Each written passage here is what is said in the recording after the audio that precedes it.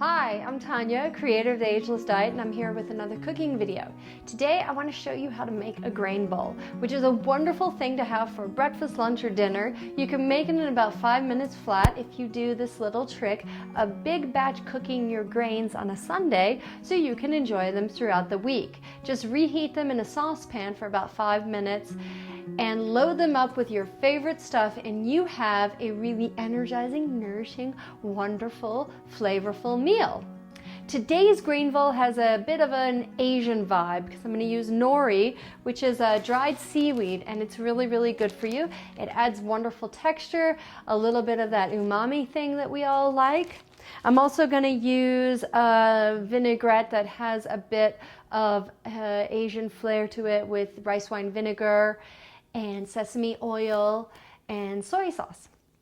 And I'm going to use kimchi because who doesn't love naturally fermented foods? They're really good for our gut, they're good tasting, and they add a nice crunch. So my grain bowl today, instead of my usual wild rice mixed with quinoa, is this green brown rice that I found that happened to be available. Maybe it's in season, and it's really delicious. It's a short grain, so it cooks up almost like sushi rice.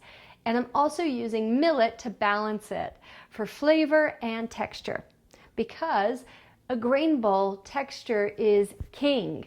You really want something that's textured with crunch, with softness, and all of that other stuff. Otherwise, it's just going to be a boring bowl of porridge, right? So let's get started. All right, so I've already spooned up my brown rice and millet, and now I'm going to top it with a bunch of really good things. I'm going to use some broccoli, and I'm just going to layer things so it looks pretty to the eye as well. I'm going to use a little bit of radishes because they're pretty and they have a great crunch. I'm just going to kind of design them in a pretty way. I'm using an egg that I've soft boiled, and the way to soft boil an egg is cook it in boiling water for 6 minutes, take it out, let it sit, and then peel it.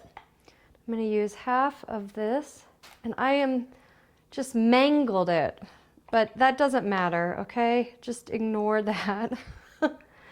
And then I'm going to use a little anti-inflammatory cilantro, or whatever fresh herb you want. Little kimchi.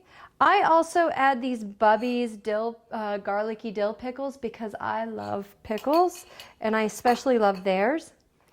And then top it with a few slices of avo. So you're starting to see how pretty it is, right?